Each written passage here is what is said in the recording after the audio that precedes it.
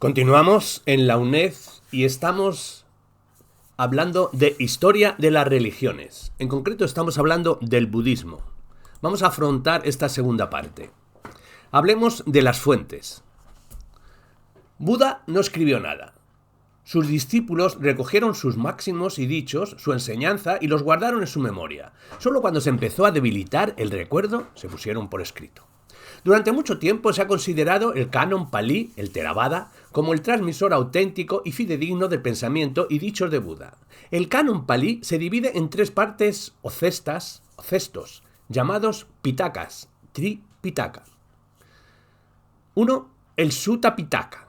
Es un cesto o colección del discurso en el cual están compilados los dichos de Buda. Constituye la colección dogmática del budismo. Se divide en 4 colecciones secundarias o nikayas donde se recogen las enseñanzas de Buda. De esta larga obra se ha hecho popular en Occidente el Dhammapada, o Camino de la Verdad. Es una especie de resumen o antología de dichas sentencias donde se pone lo más esencial del budismo para llegar al nirvana.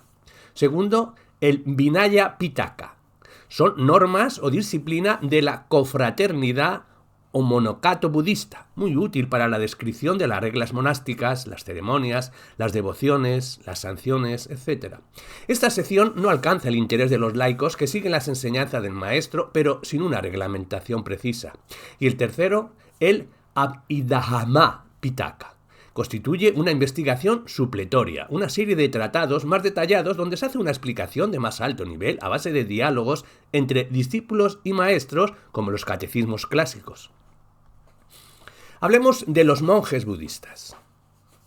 Los 5 ascetas que pasaron a la posteridad como los primeros discípulos de Buda constituyeron el núcleo de una comunidad monacal, que día tras día iría aumentando. Sin duda alguna, el tipo ideal de los budistas sigue siendo hoy el monje, en oposición al brahmanismo, que tiene como ideal al brahman, el hombre rico y dominador, orgulloso de su casta, que primorosamente, ataviado, realiza las ofrendas.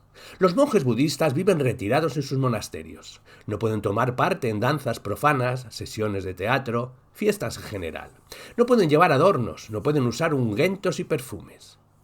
Van ataviados con una típica túnica azafrán, con algún utensilio para la reparación del vestido, rasurada la cabeza y con un cordón de 108 bolas para rezar y una escudilla para mendigar el alimento. El monje caracteriza al budismo. El monje ha de mendigar el alimento de cada día. Al pedir limosna hace un favor al laico, pues le ofrece ocasión de realizar una buena obra. Por esa razón es el laico quien le da las gracias al monje a la par que le ofrece el alimento. El ideal de vida de un budista no es llegar a ser hombre santo, sino hombre iluminado. Toda la austeridad se encamina solo a apagar el deseo interior con el fin de poseer la ansiedad y la ansiada libertad por el ejercicio de la meditación. Es en esta meditación por donde llegará a la experiencia profunda del yo y del no yo. La perfección consiste en que el monje pierda conciencia de todo. Entonces sobreviene la liberación. Así llega a percibir cómo el mundo y su cambio constante, con todo el sufrimiento, y no es más que una apariencia. De este modo llega a preguntarse la alegría eterna del nirvana. Cuando despierte de la meditación a la vida normal, volverá al mundo del sufrimiento, pero habrá experimentado un poco la felicidad del nirvana. Con la repetición irá anulando dentro de sí todo deseo. Si al morir está libre de los afanes de la vida, entrará definitivamente en el nirvana. Los que no tienen fueras para una forma de vida tan difícil y tan llena de renuncias, viven en familia con unos laicos budistas. Estos, sin abandonar la vida del mundo, deben atenerse a los 5 preceptos morales de Buda, que son: 1.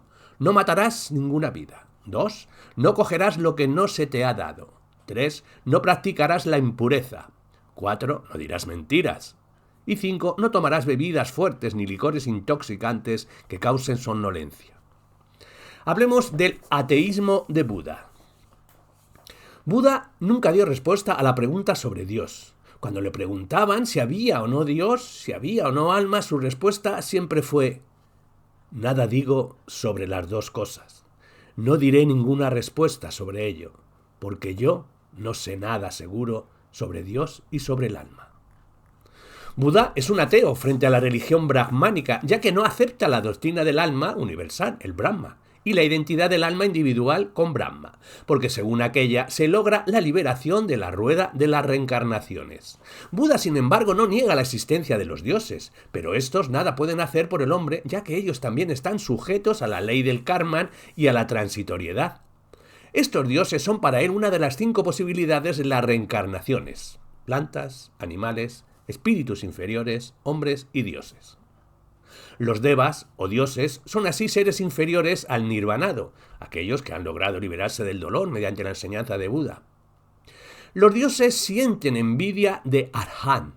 Por eso Buda aconsejó a sus discípulos que no tuvieran pensamiento alguno sobre esas cuestiones, y les decía: ¿por qué no he enseñado a mis discípulos si el mundo acabará o no acabará, o si el santo después de la muerte continuará viviendo o no? Porque el conocimiento de estas cosas no aporta ningún provecho en el camino de la liberación, ya que no sirve para la paz y para la iluminación. Mirad, lo que Buda ha enseñado a los suyos es la verdad sobre el sufrimiento y sobre la liberación del sufrimiento. Por tanto, a vosotros, monjes, queda como no revelado lo que no os ha sido por mí revelado. Hablemos de la expansión del budismo. Para la época en que murió Buda, a la edad de 80 años, el budismo había echado raíces y se había convertido en una fuerza moral efectiva en la India. El rey Asoka fue uno de los grandes propulsores en el siglo III antes de Jesucristo, y esa fuerza duró 1000 años. Cuando el propio hinduismo instituyó, por fin, ciertas reformas, reconquistó su primitivo dominio en el pueblo y la influencia del dominio del budismo en la India y empezó a disminuir. Por ese tiempo, el budismo había penetrado en Ceilán, Birmania y Tailandia, en el Hinayana, en China, Corea y Japón con el Mahayana, y en el Tíbet con el Tántrico. Desde el final de la Segunda Guerra Mundial parece que el budismo se recupera en la India, sobre todo desde el Sexto Concilio Budista celebrado en Rangún de 1954 al 56. Cada país en donde penetraba el budismo sentía el impacto de la fuerza moral de esta religión, pero a la vez recibía influencias de las condiciones locales en que se topaba, cambiando así sus ritos, culto y monacato. Poco a poco, las escisiones se fueron haciendo patentes, no solo en la cultural, sino también en las interpretaciones de las enseñanzas de Buda. Dichas escisiones nunca afectan a los dogmas básicos. Vemos pues la enorme capacidad de adaptación que tuvo el budismo a los ambientes y a las épocas diferentes. Centrémonos en las 2 grandes divisiones del budismo, que son el Hinayana, o pequeño vehículo de salvación, y el Mahayana, o gran vehículo de salvación. Hablemos de ellos. El budismo, Theravada o Hinayana. Este, extendido por el sur asiático, desde Ceilán, Camboya, Tailandia y Vietnam, merece llamarse budismo estricto o literal. Es la práctica ortodoxa de las reglas de Buda, tal como habían sido fijadas por su discípulo preferido, Ananda. Es el Theravada o doctrina de los antiguos que constituye la doctrina ortodoxa aprobada por los concilios de monjes, especialmente el concilio de Pataliputra, que fija el canon Pali. El Theravada, preocupado por la salvación de los monjes, cree que cada individuo debe buscar y hallar su propia salvación al modo de los Sartre, o santones solitarios. Su principal guía es la cabeza, o capacidad racional, y su camino es la sabiduría. Es, por lo tanto, una vía más intelectual propia de los monjes. Buda es considerado como un hombre santo y un maestro, pero jamás se le deifica como acontece en el Mahayana. El pequeño camino evita los rituales y las plegarias. Es, por lo tanto, un ejercicio ético, de exigencia muy personal. Para el Hinayana, Buda es un hombre que gracias a su especial iluminación conoció el misterio básico del mundo y ha enseñado el camino para conseguir la liberación del sufrimiento. Los santuarios erigidos lo son no para adorarlo, sino para recordar a Buda, un hombre iluminado, un maestro a seguir. El budismo Mahayana. Las primeras manifestaciones del Mahayana, o vehículo que aspira a la salvación universal de todos los hombres, están fechadas alrededor del siglo I antes de Jesucristo. Al comienzo se denominó Sendero de los Bodhisattvas, o Bodhisattva. Es persona que se halla muy cerca del nirvana, modelo de bondad y de compasión, que pospone indefinidamente su liberación personal para facilitar la salvación de los demás, como lo hizo Buda. Un bodhisattva es pues un salvador. Un bodhisattva gana méritos para la humanidad practicando las 6 virtudes. O paramiras. Son la limosna, moralidad, paciencia, coraje ante las dificultades, meditación y sabiduría. Una virtud es practicada a la perfección cuando se lleva a cabo con la mente libre de remordimientos, motivos ulteriores o egoísmo. Los bodhisattvas pueden reencarnarse como humanos e incluso como animales, pero ellos, los más poderosos, son los que están en el cielo. El budismo mahayana desarrolló la idea de un cielo poblado de bodhisattvas, a lo que se podía adorar y hacerles peticiones mediante la plegaria. En los cielos hay también budas de tiempos anteriores, iluminados, y un barda del futuro Maitreya.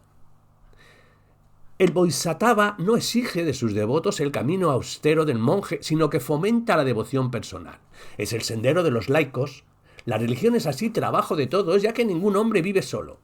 La salvación personal debe estar involucrada a la salvación de los otros. Su principal guía es el corazón, la experiencia y el sentimiento interior, y su camino es la compasión. Es por lo tanto un camino menos estricto y más popular, y como popular considera a Buda como un salvador, un bodhisattva, llenando sus manifestaciones religiosas de un complejo ritual y de numerosas oraciones personales. El Mahayana da una enorme importancia a la devoción laica y a las mitologías de liberación. Los bodhisattvas son venerados como maestros e incluso divinizados por la piedad popular. Algunos, como Amitabha, venerado en la India a partir del siglo I y después del VIII en el resto de Asia, propone el lograr la salvación, una especie de estado intermedio antes de llegar al nirvana, con solo acordarse de él en el momento de la muerte. Una vez allí, la liberación final está asegurada, sin mediar esfuerzo. Es, pues, el triunfo total de la devoción. Sus teólogos son muy audaces, sobre todo si recordamos el rigorismo de la predicación de Buda. A través de las 2 escuelas, las ideas del budismo mahayana ofrecieron una religión de 2 niveles.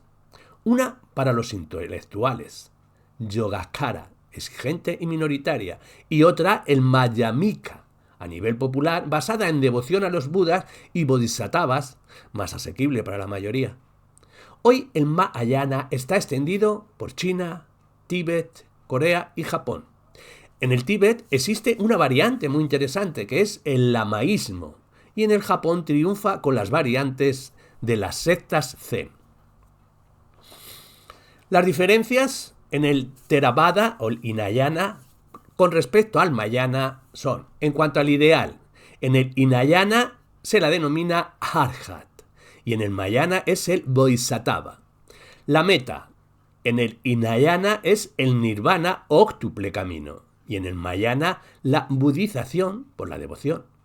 La consecuencia de la liberación en el Hinayana es el esfuerzo individual y en el Mahayana la fe y la ayuda por la oración. En cuanto a Buda, como se le considera, en el Hinayana es un maestro humano y en el Mahayana son con esencia divina. En cuanto al movimiento principal, en el Hinayana la Sangha, monjes. En el Mahayana el laicado, más popular. En cuanto al más alto atributo, en el Hinayana es adquirir la sabiduría y en el Mahayana adquirir la compasión. En cuanto a las escrituras, en el Hinayana es solo la Theravada, en Palí, y en el Mahayana añaden otros libros en sánscrito. En cuanto al pensamiento religioso, en Hinayana es una escuela, una unidad, y en el Mahayana son varias escuelas, pluralidad.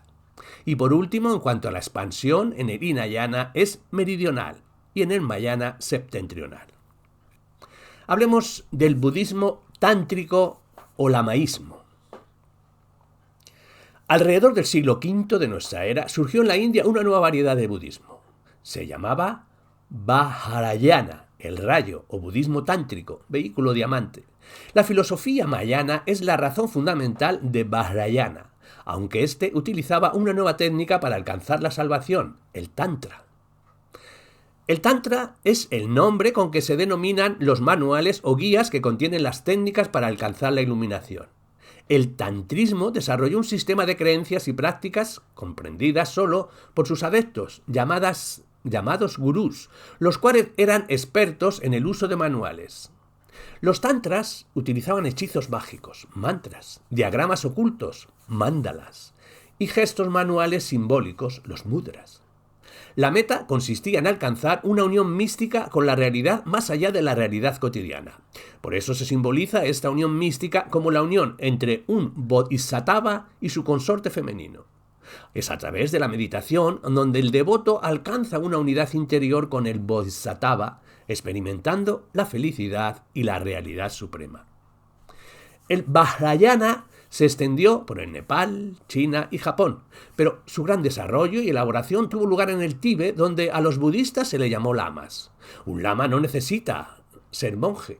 Los conocimientos del Tantra era todo lo que se requería. El lama llegó a tener tanta importancia en el Tíbet que a su religión se la llama a veces lamaísmo. En el siglo XV, un líder religioso llamado Tsongkhapa fundó la escuela Gelugpa, que fue importante porque fundó monasterios cerca de Lhasa, la capital, e hizo de esta ciudad el centro de su grupo religioso y porque sus sucesores surgió el primer Dalai Lama, océano de sabiduría, que es a la vez jefe espiritual y político del Tíbet, actualmente en el exilio desde que el gobierno comunista chino ocupó el país en 1959. La doctrina tibetana reconoce 3 caminos para alcanzar la meta final del budismo. Los métodos tienen en cuenta los diferentes niveles de preparación espiritual de los practicantes. El primero de estos métodos es el Theravada, el cual lleva al devoto a través de su autodisciplina al objetivo de la autoemancipación. Muchos monjes practican esta disciplina. El segundo es el Mahayana, que es el camino que lleva al discernimiento filosófico para la misión de salvar a otros. Y el tercero es el Vajrayana, camino de ritos tántricos y meditaciones místicas. Es un nivel superior. Se asumen los 3 caminos como escalones para llegar al vehículo jónico, el Ekayana. Los lamas dedican gran parte de su vida a estudiar los primeros 2 vehículos antes de considerarse preparados para abordar los tantras que explican los rituales, la meditación mística y la magia que puede llegar a la sabiduría suprema. Y aún así necesitan la guía de los grandes maestros para acceder a este grado tan sublime de sabiduría. Los 3 caminos del Tíbet han hecho de este país un auténtico resumen vivo del budismo.